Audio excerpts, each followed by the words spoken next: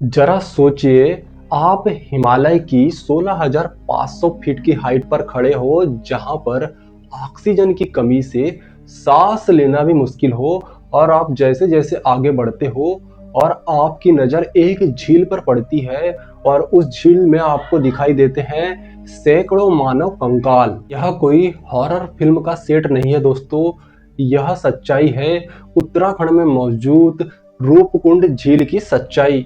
चलिए इस वीडियो के माध्यम से जानते हैं, इतनी ऊंचाई पर इन लोगों की इतनी दर्दनाक मौत आखिर कैसे हुई। यह रहस्य दुनिया के सामने आया साल 1942 में, जब ब्रिटिश फॉरेस्ट H.K. माधवन यहाँ से गुजर रहे थे। तब उनकी नजर इस रूपकुंड झील पर पड़ी और उन्होंने देखा कि यहाँ पर 200 से ज्यादा लोगों की खोपड़ियां, उनकी हड्डियां जो है, उनके मांस के टुकड़े जो है यहाँ पर पड़े हुए हैं। जैसे ही उन्होंने देखा, वह दहल उठे। उन्हें लगा शायद यह जापानी सैनिक है जो दूसरे विश्व युद्ध के दौरान यहाँ से भारत पे हमला करने के लिए गुप्त तरीके से गुजर रहे होंगे।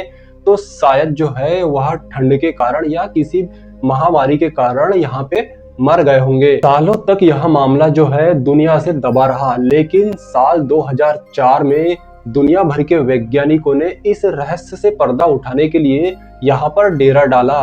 डीएनए और कार्बन डेटिंग से ऐसी कुछ बातें पता चली जिसे सुनकर आपके पैरों तले से जमीन खिसक जाएगी। पहला सच ये था कि यहाँ पे जितने भी स्केटल वगैरह रखे हुए थे और जितने भी कंकाल रखे हुए थे, वह एक ही सदी के नहीं थे। कुछ 9वीं सदी के थे तो कुछ 19वीं सदी के कंकाल थे। दूसरा और सबसे डरावना सच यह था कि इन सभी लोगों की मौत ना ही तलवार से हुई थी, ना ही किसी प्रकार के हथियार से हुई थी, ना ही किसी प्रकार के जहर से हुई थी। इन सभी लोगों के सर के पीछे एक ही निशान दिखाई दे रहा था। उनके सर के पीछे जो है गेंद जैसे आकार के घाव के निशान थे, जिससे वैज्ञानिकों ने माना कि आसमान से जो है गेंद की आकार के जो है ओले गिरे होंगे और इनको छुपने की कोई जगह नहीं मिली होगी, जिसके कारण जो है इनकी मौत इस जगह हुई होगी। लेकिन दोस्तों, यह कहानी यहाँ पर समाप्त नहीं होती।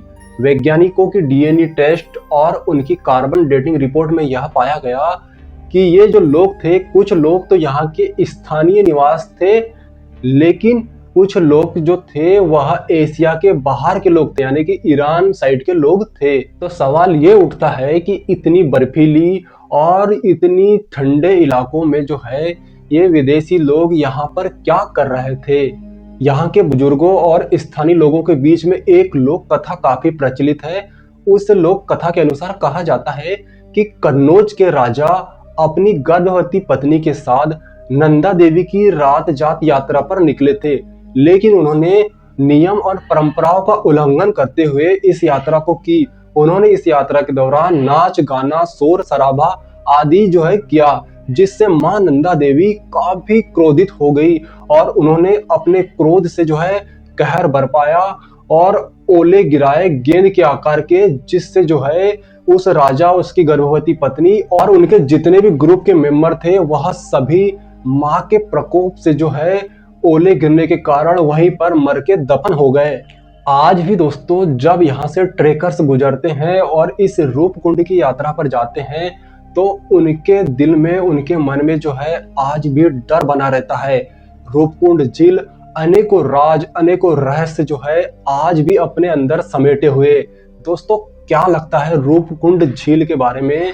आप अपनी राय कमेंट बॉक्स में कमेंट करके जरूर बताना, और जाते जाते वीडियो को लाइक, शेयर और चैनल को सब्सक्राइब जरूर करना।